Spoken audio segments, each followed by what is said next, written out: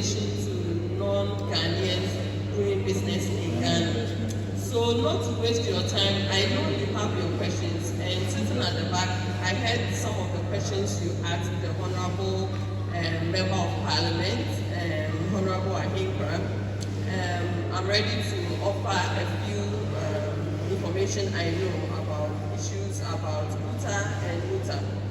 I'm not too sure if the Nigerian Union of Traders Association is represented here, because if they are, they would have more information about traders who have their offices locked.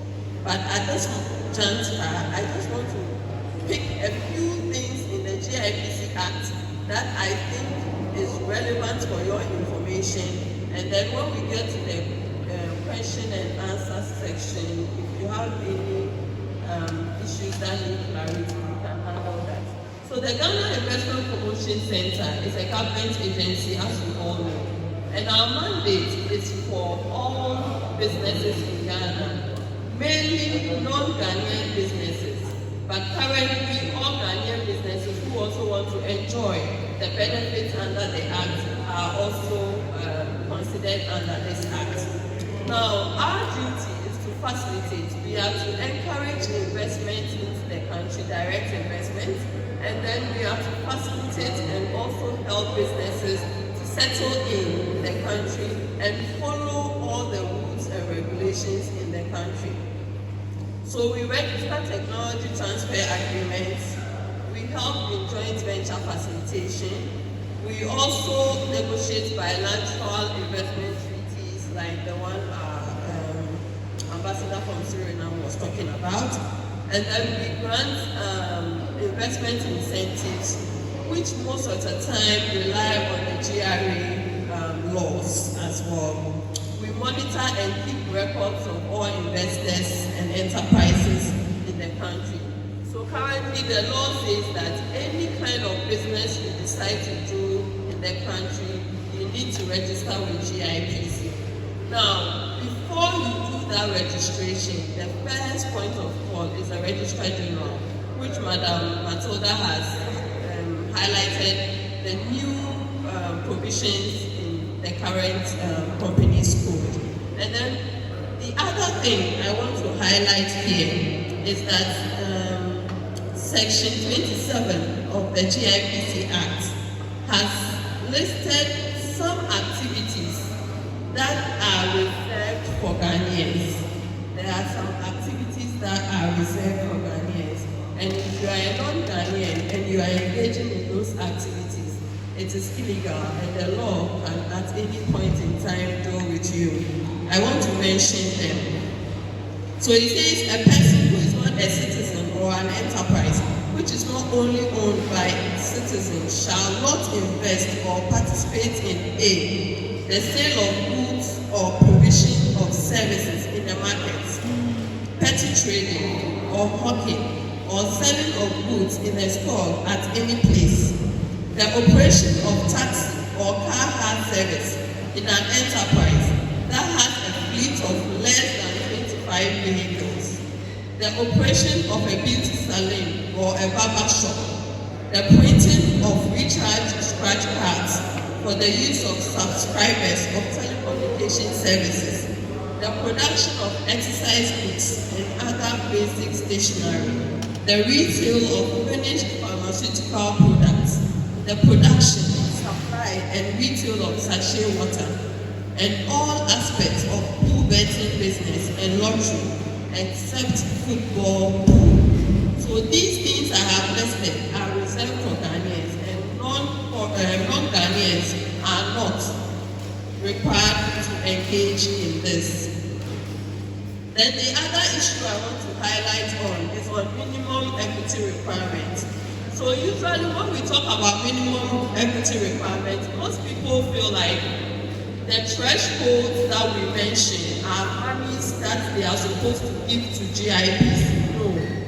The minimum equity requirement is a capital that you are supposed to invest in your business. So for instance, if you decide to go into trading, the law says if you are not a Ghanaian and you are trading, you are supposed to invest a minimum of 1 million in your business, $1 million US. So it's not money we want to see. It could be money you have decided to bring in to rent a shop, buy goods, or buy a land, whatever. It is part of your investment. But there is a process you are supposed to go through with that money. So if you decide to bring in money for such businesses, it's supposed to go through the banking system. And it has to be in the name of the company you have registered in Ghana. So you incorporate the company, open bank accounts in Ghana, foreign accounts and local. You bring in the money from wherever the source shareholder is coming from. So if it's Nigeria or Suriname or wherever, the money has to come from that side into the company bank account here. And as soon as the money enters the foreign account, it is supposed to be converted into cedis. And at this point, I want to highlight, there is a Bank of Ghana provision that says that you don't do business in Ghana with foreign currency. You are supposed to do business in Ghana city, except for companies who have been given that dispensation. There are a few companies who have been given the power to do business in foreign currency. And anytime you are doing business with somebody in foreign currency and you know that money is supposed to be an equity in your company, you need to find out from Bank of Ghana whether this transaction can be done. Otherwise, you need to convert this money into cedis and do that transaction, because you need to confirm any money that has come into your company as equity with the Bank of Ghana. And we would only accept the Bank of Ghana confirmation as proof of money you have brought into your business.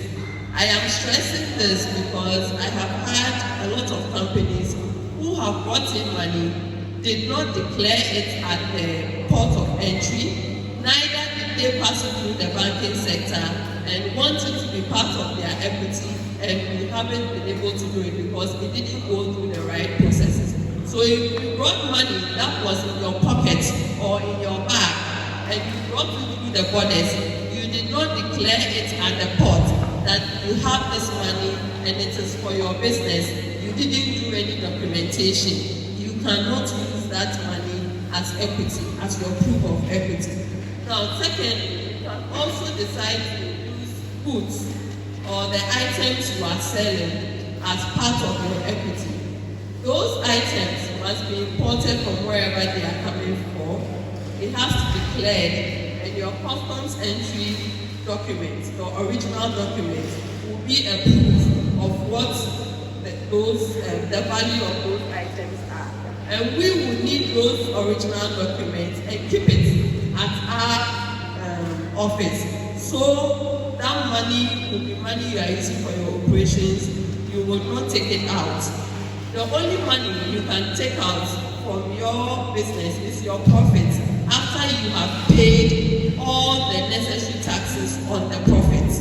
That is when you can take it out. And then decide that you don't want to do the business again, you fold up, you need to pay all taxes you have to pay before you take your money out.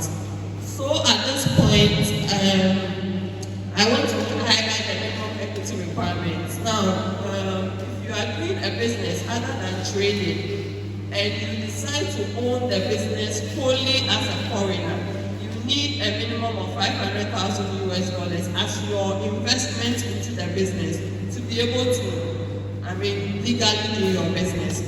If you decide to partner with a Ghanaian, then the foreigner brings you $200,000 as investment into the business. There are some exemptions to this minimum equity requirement, and these exemptions were done in the interest of industrializing the economy of Ghana, and I wish most of us would rather go into those sectors so we don't have issues with equity requirements and so on. If you decide to go into manufacturing, export trading, portfolio investment, you wouldn't require to show minimum equity requirements. You just register with Registrar General come and register with us, we won't ask you for any equity, and you start business.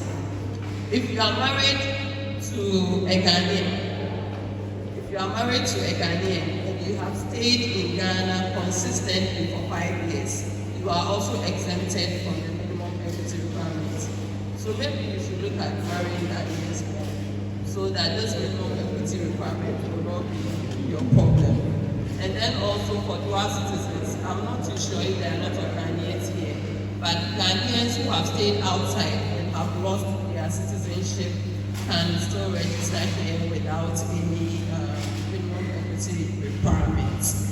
And I just want to highlight here on the minimum equity requirement, the Gipc Act is being reviewed, and all concerns that have been raised from ECOWAS countries, including Nigeria, are being considered in that review.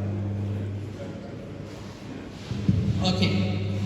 And also for like people like my lady here who has a black origin, I know the Office of President is also working on the Homeland Bill so that such people will be considered in terms of exemptions on the minimum equity.